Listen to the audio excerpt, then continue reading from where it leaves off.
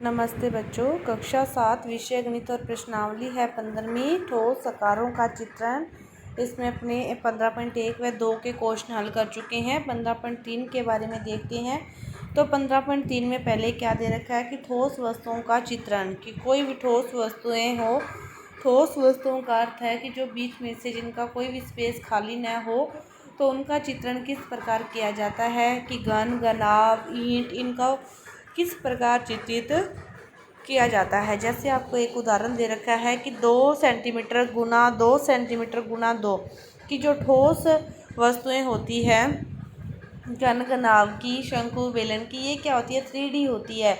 इनमें 3 विमाएँ होती है। तो 2 गुना 2 2 गुना 2 विमाओं वाले 2 गणों को परस्पर इस प्रकार से हटा दिया जाता है। तो परिणामी घन का विमाएँ क्या होगी? परिणामी घन की विमाएँ क्या होगी कि इस सिरे से ये 2 और 2 ऐड हो जाएंगे, कितने हो जाएंगे? 4। इसी तरह ये वाला 2 रहेगा और ये वाला भी कितना रहेगा? 2 रहेगा। सामने वाला ही कितना होगा? 4 होगा। तो इस प्रकार ये आपकी जो क्वेश्चन है ये होगा। इसकी एक विमा 4 होगी, बाकी दोनों विमाएँ क्या रहेगी? 2 2 ही रहेगी। इसके बाद है किसी ठोस के विभिन्न भागों को देखना, कि कोई ठोस है उसके विभिन्न भागों को किस प्रकार देखा जा सकता है। तो यहाँ जैसे आपको डबल रोटी के टुकड़े की बात की है कि एक वर्गाकार आधार वाले घनाभ जैसा है, आप चाकू से इसके 2 टुकड़े कर देते हैं और जब इसे आप ऊर्ध्वाधर रूप से काटते हैं तो अनेक टुकड़े प्राप्त होते हैं, जैसा कि इसमें दिखाया गया है। इस प्रकार इसके काफ़ी सारे टुकड़े आपको प्राप्त होते हैं और एक टुकड़े का प्रत्येक फलक होता है वो कैसा होता है? एक वर्ग की तरह होता है, कि मतलब अलग अलग जगह से काटने से, क्षैतिज काटने से उसके भाग आपको अलग रूप से दिखाई देंगे और ऊर्ध्वाधर रूप से काटने से उसके जो भाग है उसका क्षेत्रफल है वो आपको अलग रूप से दिखाई देगा। इसके बाद है एक रसोई खेल, कि क्या आपने सब्जियों के अनुप्रस्थ काट के आकारों पर ध्यान दिया है?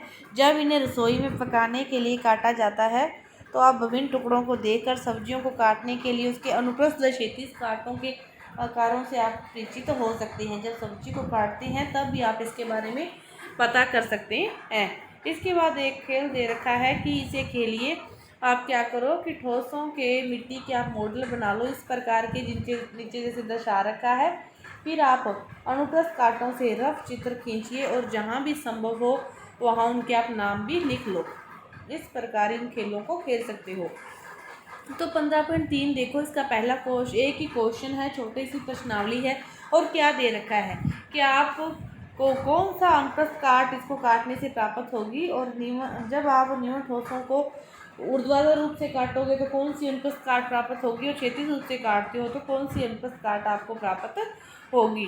तो देखो, जब इनको ऊर्ध्वाधर रूप से काटते हैं, पहला क्वेश्चन देखो क्या दिया है कि एक ईंट को चित्र ईंट का इस प्रकार होता है, और जब आप इसको ऊपर से काटते हो ऊर्ध्वाधर रूप से तो ये इसके 2 भाग हो जाते हैं। ये होते हैं इस प्रकार इसके 2 भाग। और जब क्षैतिज रूप से मतलब ईंट के इस बीच में से इसको ऐसे काटते हैं तो ऊपर का भाग है जो जिसके ऊपर निशान होता है वो अलग हो जाता है, और नीचे वाला जो भाग है प्लेन होता है वो क्या हो जाता है? अलग हो जाता है। इसी प्रकार एक सेब है।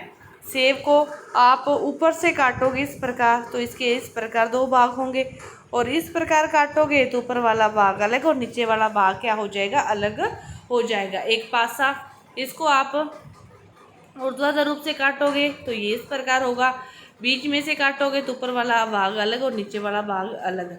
इसी प्रकार बेलनाकार पाइप को जब ऊर्ध्वाधर रूप से काटोगे तो इसके 2 टुकड़े लंबे हो जाएंगे, और जब बीच में से काटोगे तो इस प्रकार के 2 टुकड़े होंगे। और इसी प्रकार एक आइसक्रीम शंकु की बात है कि जब इसको ऊपर से काटते हो तो ये इस प्रकार दिखाई देगी, और जब इसको बीच में से काटोगे इस प्रकार तो ये ऊपर वाला भाग अलग और नीचे वाला भाग क्या हो जाएगा? अलग हो जाएगा। इस प्रकार ऊर्ध्वाधर और क्षैतिज काट आप किसी भी आकृति का चित्र बनाकर इसको हल करने का प्रयास कर सकते हो। तो आपकी ये प्रश्नावली 15.3 है पूरी हुई। धन्यवाद।